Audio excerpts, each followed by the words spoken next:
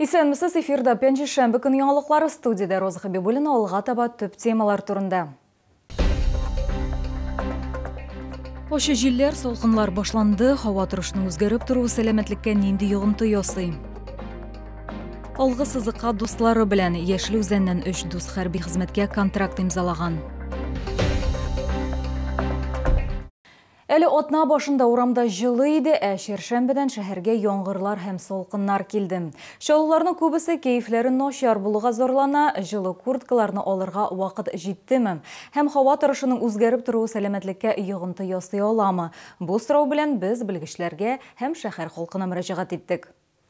Ел көннәрендә Йоршолда октябрь өчен гадәти булмаган җылы һава торышы тора иде, ләкин чәршәмбе көнне үк сизерлек суытты, көн буе яңгыр яуды. Мондый температура тирбәлешләре метеобәйле кешеләргә тискәре йогынты ясый ди табиблар. Чаллы халкының үз сүзләренә караганда, һава торышының үзгәреп торуы йокыга йогынты ясаганы, баш авыртулары һәм баш әйләнү барлыкка килгән. Потому что ночью видите, какая температура, и днем какая температура. Утром просыпаешься, уже голова болит, в течение дня получается это. Весь человек уже, как говорится, уже через мясорубку перекрученный как бы. Мне кажется, голова стала резко как-то, температура повышаться, наверное, резко голова стала болеть. Самочувствие не ухудшилось, но я не выспалась. В целом нормально. Свежий воздух, он нужен, потому что я каждый день езжу на автобусе 20 минут. И мне нравится, что не прохладно. Хроник һәм йөрәк кан тамырлары системасы авырулары булган кешеләр һава торышының үзгәрүенә сизеррәк ди табиблар. Төп симптомнары баш авырту, гомуми хәлнең үзгәрүе, ярсучанлык, арыганлык, йокы бозылу һәм кан басымының кискен сикерүе. Специалисты рекомендуют по возможности уменьшить физические и умственные нагрузки, побольше находиться на свежем воздухе, гулять, обеспечить себе правильное питание, желательно исключить все вредные привычки, побольше спать не меньше 7 часов и обязательно, если у вас есть хронические заболевания, выполнять те рекомендации, которые дал вам ваш специалист.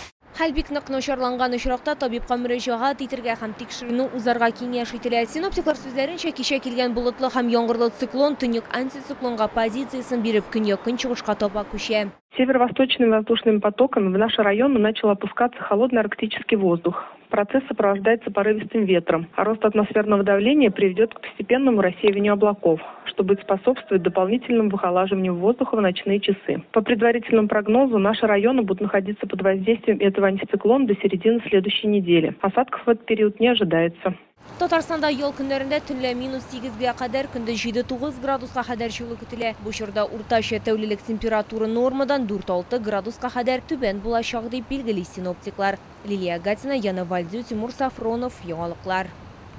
Тырмалар алабыз, Чаллыда инде бу атнада 12 октябрьдә төзекләндерү, яшелләндерү һәм санитар чистарту буенча гомум шәһәр өмәсе узачак. Мэриядә аппарат киңәшмәсе вакытында бу хакта башкарма комитет җитәкчесенең беренче урынбасары Илья Зуев хәбәр итте. Тулырак алдагы минутларда. 1 октябрьдән Чаллыда төзекләндерү, яшелләндерү һәм санитар чистарту буенча традицион айлык старт алды. 4 көннән беренче өмәләр дә башланып китте дип хәбәр итте башкарма комитет җитәкчесенең беренче урынбасары. Планом мероприятий предусмотрены посадка и санитарная обрезка деревьев и кустарников, очистка и ремонт газонов, дорог, ливнеприемников, работы по консервации всех городских и дворов фонтанов, очистка и перекопка цветников, завоз чернозема, восстановление нарушенного благоустройства после ремонтных и земляных работ и многое другое. Чаллы су каналы хезмәткәрләренә һәм автомобиль юллары предприятиесенә, яңгыр коюларына, янгын гидрантларына ревизия үткәрергә кирәк, автостоянка җитәкчеләренә территория коймаларын һәм керү юлларын тәртипкә китерергә кирәк. Все городские территории, кому бы они ни принадлежали, должны быть приведены в хорошее состояние.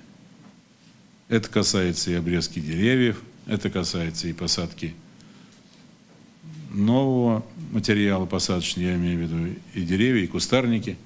Это касается и благоустройства дворов. Гомум шәһәр өмәсе 12 октябрьдә була. Башкарма комитет җитәкчесенең беренче урынбасары предприятие һәм оешмаларның барлык хезмәткәрләрен Чаллы халкын шәһәрне җыештыруда һәм төзекләндерүдә катнашырга чакырды. Лилия Гатина, Эльмира Гайнетдинова, Кирилл Хабзей, яңалыклар.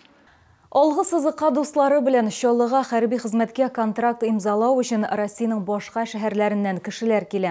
Қой вақыт хәтті елғыз ғына да түгіл. Мәселен, Ешіл үзеннен дуслар біргелеп олғы сызыққа барырға бұлғаннар. Біздің түшіру түркімі ватанны соқлаушылар білен танышты. Махсус хәрби операция уздыру зонасында көп кушаматлы хәрби хезмәткәр инде булган, контракт вакыты тәмамланганчы шунда булган. Ял иттем, хәзер кире алгы сызыкка да китергә мөмкин ди, ул туганнары үз карары турында шунда ук хәбәр иткән. Я с ними посовещался вообще изначально. Стоит, не стоит. Они говорят, ну, думай сам. Вот я подумал, они просто меня поддержали. Друзья поехали. Говорят уже, мы едем уже 100%. Ты думай пока. Вот я думал. Ну, если друзья едут, вместе веселей будет. Ират Ешіл үзәндә яши шолыга хәрби хезмәткә контракт имзалау өчен ике дусты белән килгән. Алар бергә хезмәт итәрләр һәм Россия мәнфәгатьләрен якларлар дип өметләнәләр. Приехали мы сюда сами из Зеленодольска втроем. И вот решили подписать контракт. У нас тоже свой куратор. Приехали вот с друзьями, подписали контракт. Все хорошо.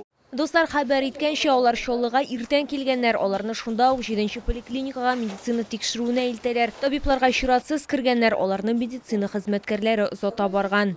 Нормально приехали, прошли медосмотр быстро. В принципе, все.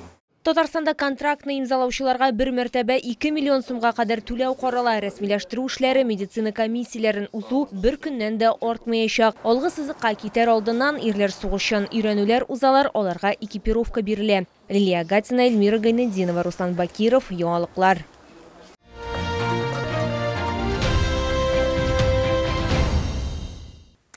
Суда бара демәк жылырақ киенергә кирәк. Шаллыда Беларусь оя киемнәре күргәзмә ярминкәсе шәһәрдәшләребезне һәм шәһәр кунакларын сөендерүен дәвам итә.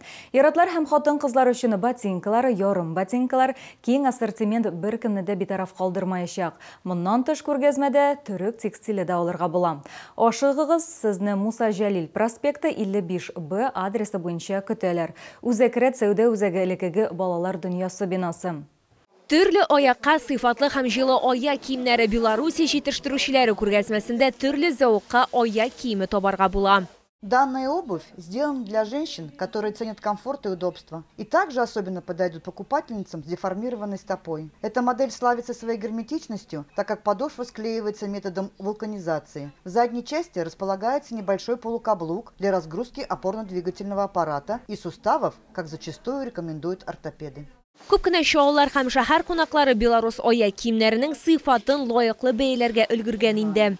Вот мы решили сегодня мне приобрести белорусскую обувь. Я походил, она очень хорошо сидит на мне.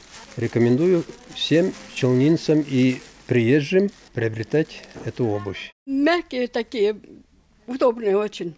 Мне очень нравится. Я давно хотела таких.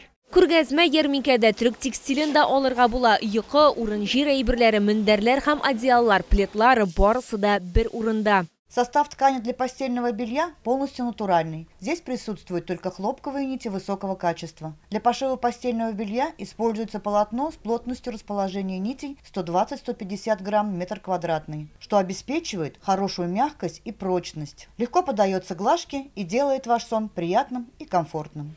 Беларусь аяк киемнәрен һәм текстильне Муса Җәлил проспекты 55Б адресы буенча алырга була. Үзәкрәт сәүдә үзәге элекеге балалар дөньясы бинасы.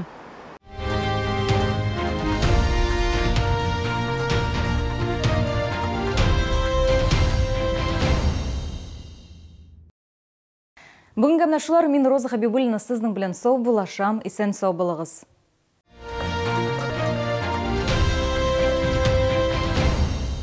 Шулы, встречай! Свежие камчатские деликатесы от производителя. Королевский лосось, красная икра, масляная. С 14 по 19 октября. ТЦ Грин, первый этаж, остановка Глобус.